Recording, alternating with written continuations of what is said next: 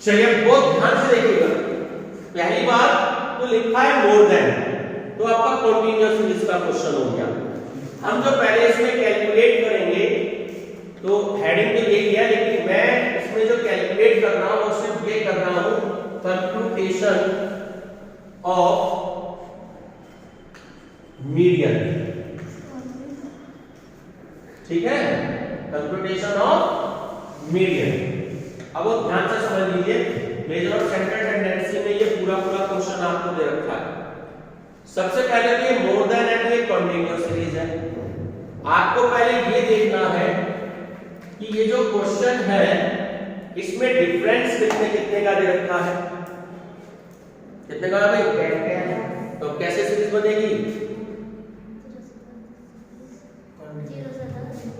0 से 10, 10 से 20, 20 से 30, 30 से 40, 40 से 50, 50 से 60, 60 से 70, 70 से 80, क्योंकि मोर देन की कंडीशन है। बात क्लियर हो गई? दूसरी प्रॉब्लम ये है इस क्वेश्चन में कि ये जो f देखो ध्यान से, आपको ये डिक्रीजिंग ऑर्डर में जा रही है। जब कभी क्वेश्चन में ऐसे लिखा नंबर ऑफ स्टूडेंट्स या और कुछ नंबर ऑफ आपको वैल्यू देखनी है, सीधे बैठे तो पहले या तो दे रखी हो इंक्रीजिंग ऑर्डर में या दे रखी हो डिक्रीजिंग ऑर्डर में, तो वो होती है क्यूमुलेटिव फ्रीक्वेंसी CF। हमें पहले f कैलकुलेट करनी होगी। ये बात समझ में आई? अब ध्यान से देखें आप, तो सारी की सारी वैल्यू आपकी डिक्रीजिंग ऑर्डर में जा रही है। ठीक है, तो हम इसको सबसे पहले f में चेंज करेंगे। तो पहले आपको CF लिख लीजिए 200, या एक काम करें, इसका तरीका ये होता है जब वैल्यू ऐसे डिक्रीजिंग ऑर्डर में जाती है तो हम इसकी CF को दोबारा से प्रिपेयर करते हैं। ये बात आप याद रखिएगा, जब डिक्रीजिंग ऑर्डर में जाती है। अब देखो 200 में से 180 गए 20, 180 में से 150 माइनस किए, 150 में से 100 माइनस किए। ठीक है, 100 में से 50 को माइनस किया, 50 में से 30 को माइनस किया, 30 में से 10 को माइनस किया, 10 में से 0 को माइनस किया, और लास्ट में तो आपका 0 है। ये वाली बात क्लियर हो गई? अब आप, ये केवल मीडियन के केस में होता है, क्वार्टाइल के केस में होता है, परसेंटाइल में और डिसाइल में। ठीक है, आप जब आपकी CF डिक्रीजिंग ऑर्डर में हो तब आप CF दोबारा से प्रिपेयर करेंगे। अब ध्यान से देखिएगा, 20 है तो 20, 20 और 30 50, 50 और 50 100, 150, 170, 190, 200, और 0 में ऐड करें तो एंड कितना हो गया? ये देखो, ये तो डिक्रीजिंग ऑर्डर में है, तो जो सबसे पहले वैल्यू दे रखी हो एंड भी आपका उतना ही होगा। ये बात क्लियर हो गई? अब सिंपली आपको क्या कैलकुलेट करना है इसमें? मीडियन। इसके नीचे आप सॉल्व करेंगे, size of N upon 2 item. Size of N कितने? 200 अपॉन 2 आइटम। ठीक है, और साइज ऑफ आपने डिवाइड कर दिया, 2 से तो वैल्यू आ गई 100 अपॉन आइटम। अब देखो 100 आपका यहाँ आ ही रहा है क्वेश्चन में, अगर यहाँ 95 होगा तो हम इसमें कवर मारते हैं। ये बात क्लियर है? तो 100 है, काजल भी पहले समझे, C इसको एज्यूम करेंगे, F इसको एज्यूम करेंगे, ये L1 और ये L2, यानी कि इसके और इसके बीच में आंसर आपका आएगा। ठीक है, और आंसर आपका दे रखा है क्वेश्चन में 30। अब देखिए कैसे आएगा। फार्मूला आप जानते हैं, बोलिए काली I F M minus C. L1 बोलो 20, आई मतलब डिफरेंस ऑफ क्लास इंटरवल कितना है 10 का डिफरेंस है, F कितना है 50 एंड हमने कैलकुलेट किया 100, C कितना है 50। ये बात बताइए बिल्कुल क्लियर है। चलिए 20, अब 100 में मल्टीप्लाई कर दी, माइनस कर दिया आपने इसमें तो 50 की मल्टीप्लिकेशन 100 में करी तो कितना आ गया, मतलब सॉरी 10 में करी तो कितना आ गया 500। अब 50 इससे से डिवाइड किया तो कितना आ गया 10 आ गया 30। आंसर चेक करिए जिसके पास बुक है। तो पहला आंसर जो आ गया वो आपका 30 आ गया, ठीक है, ये आपका पहला आंसर है 30। आगे जो है वो आप खुद सॉल्व करेंगे मीन डेविएशन, ठीक है, इतना आप कर लीजिए नोट। तो हम इसमें सॉल्व करेंगे मीन, जो कि उसने आपसे कहा है तो कंप्यूटेशन ऑफ मीन, ठीक है। मीन में कभी भी लिमिट 1 और लिमिट 2 हम नहीं बताते, उसके बीच में आंसर आएगा या नहीं आएगा। सिंपल क्वेश्चन, पहले आपने क्लास इंटरवल को चेंज करना है और फिर आपने f को चेंज करना है। मीन में क्यूमुलेटिव फ्रीक्वेंसी का कोई भी रोल नहीं होता, ना मोड में होता है, ठीक है। अब सिंपल, चाहो तो डायरेक्ट मेथड से कर लो, चाहे तो इनडायरेक्ट से कर लो। अगर डायरेक्ट से करना हो तो सबसे पहले हम क्या मानेंगे x।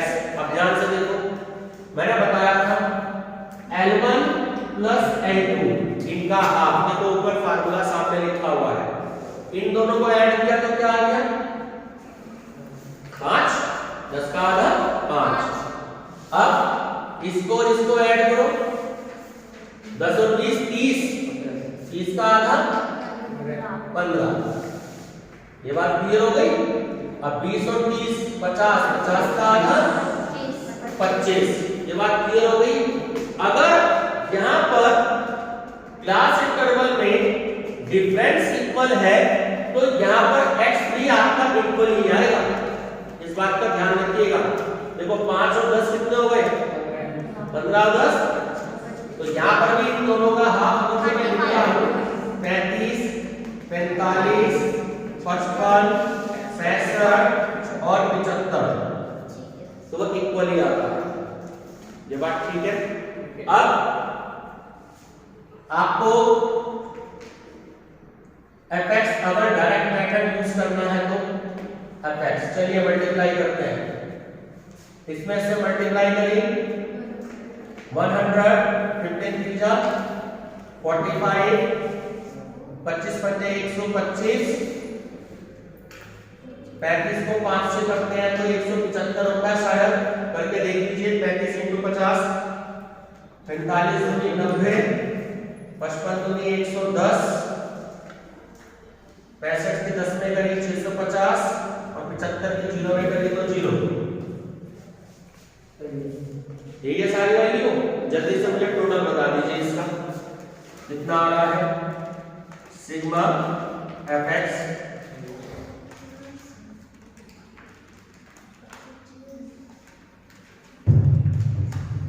और मीन का हम फार्मूला लगा देते हैं, नीचे इधर फार्मूला लगाइएगा।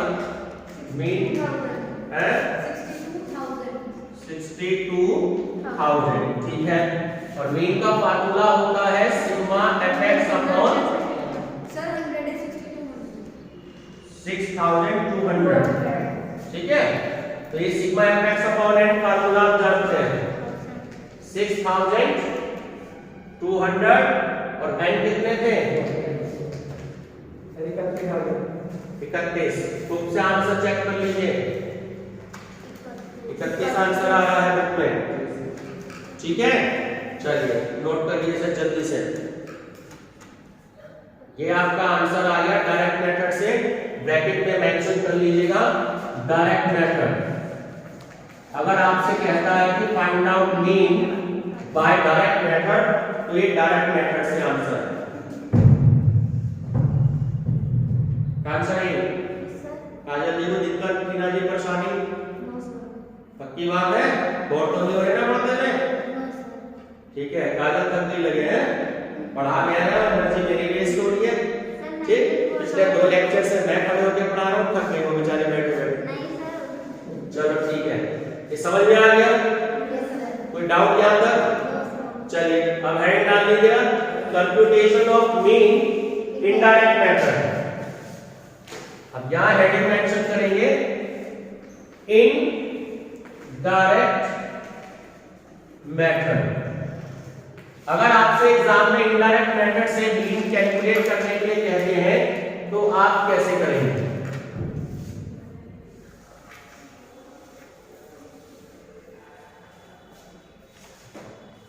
यहां तक तो सेम रहेगा, CI आप बना लेंगे, F आप बना लेंगे, X आप बना लेंगे। ये क्लियर है? चलिए सबसे स्मॉलेस्ट वैल्यू टीना जी क्या है? क्या है? 5 है। अब डिवीजन ठीक हो गया। अब देखो सब में 10-10 का डिफरेंस अपने आप आता चला जाएगा। 5 में से 5 माइनस किया 0, 15 में से 5 गए 10, 20, 30, 40, 50, 60, 70। कैलकुलेशन इजी हो गई। होता क्या है, कुछ बच्चे को आदत होती है कि भाई हम बीच की किसी भी वैल्यू को मान लें, 35 को मान लें, पता लगा यहाँ तो 3 माइनस की वैल्यू आ रही है, यहाँ 4 प्लस की वैल्यू आ रही है, और फिर कोई एक आधी वैल्यू भूल गया माइनस करना तो क्वेश्चन गलत हो जाएगा। ये बात क्लियर हो गई? अब इस dx की मल्टीप्लिकेशन किससे होगी? f से। f dx। चलिए 0, 300, 1000, 5 3 जा 15, 2 4 जा 8, 5 2 जा 10, 600 और इधर 0। चलिए टोटल करके बताइए। सिग्मा f dx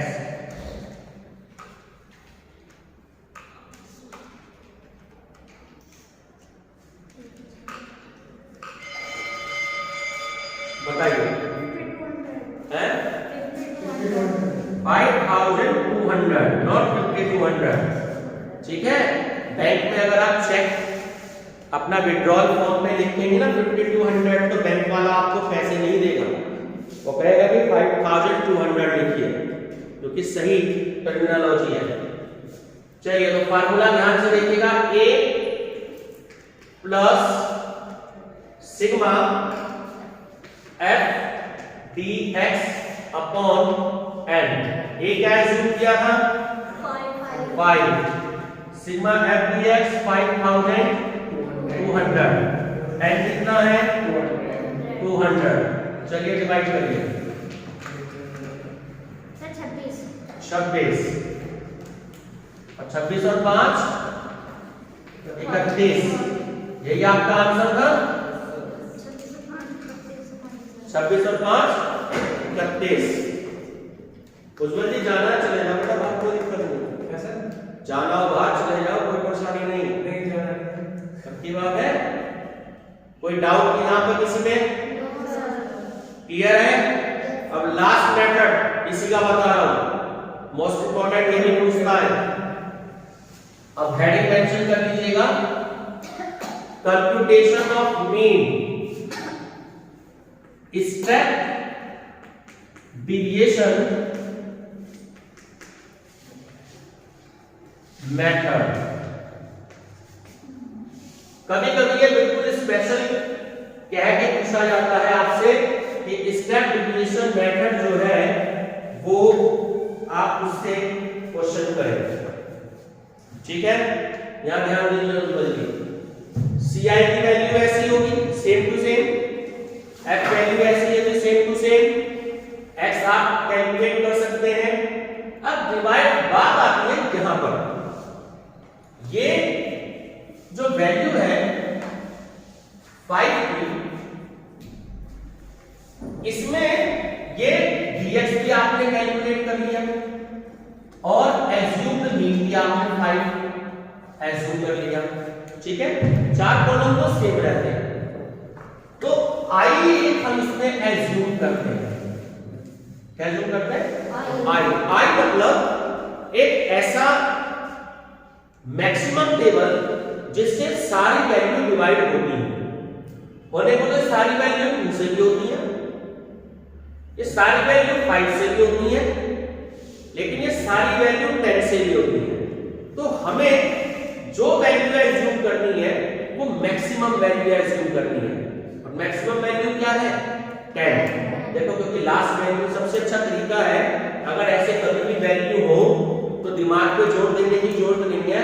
ये देख लो कि सबसे स्मॉलेस्ट वैल्यू उसमें कौन सी है। स्मॉलेस्ट वैल्यू क्या है? 10। तो यानी कि 10 मैक्सिमम वैल्यू हो गई, 10 से सारी वैल्यू डिवाइड हो सकती है। तो यहाँ i इक्वल टू हो गया 10। ये वाली बात बताएं, क्लियर है? अब की बार मैंने कॉमा यहां से हटा दिया तो यहां लगा दिया, ठीक। अब 0 तो 0 हो जाएगी, 10 1 जा 10, 10 2 जा 20, 10 3 जा 30, 10 4 जा 40, 10 5 जा 50, 10 6 जा 10 7 जा। बात क्लियर हो गई? तो इस बात का आपको ध्यान रखना है। अब इस कॉलम की फिर f के साथ मल्टीप्लिकेशन है, dx।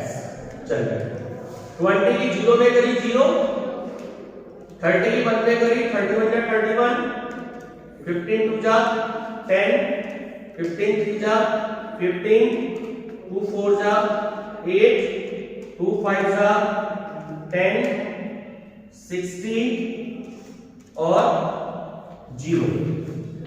तो टोटल बताइए मुझे, यहाँ पे टोटल आपका कितना आ गया? सिग्मा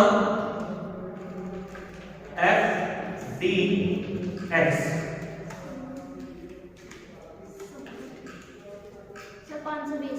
520। सभी लोग चेक कर लें, बिल्कुल ठीक है। फार्मूले में थोड़ा सा डिफरेंस है, जब आप क्या नीचे मीन कैलकुलेट करेंगे, देखो a plus sigma f dx upon n, ये तो होता ही है, लेकिन स्टेप डिविएशन मेथड में मल्टीप्लाई बाय i लोड आता है, ठीक है। अब ध्यान से देखें, a हमने कितना एज्यूम किया था? 5। सिग्मा f dx का टोटल आया 520, n कितना था? 200, और i कितना माना था हमने? 10। ये क्लियर हो गया? अब देखो, 10 की मल्टीप्लिकेशन इसमें कर दो, 5200 पहले वाली वैल्यू आ गई, 20 से डिवाइड कर दो। सर ये 200 है। सॉरी 200 हो गया, डिवाइड करो कितना आया? 2 2 जा 4 और 2 6 जा 12, 26 से आ रहा डिवाइड करके। चलिए 26 और 5 हो गया 31। ये आपका आंसर आ गया। मैंने इस क्वेश्चन में आपको तीनों मेथड बता दिए, डायरेक्ट मेथड, इनडायरेक्ट मेथड और स्टेप डिविएशन मेथड। ये पूछता है, कई बार ही पूछा है एग्जाम में, तो आप इसकी प्रैक्टिस जरूर करें। सबको क्लियर है? चलिए ठीक है, थैंक यू।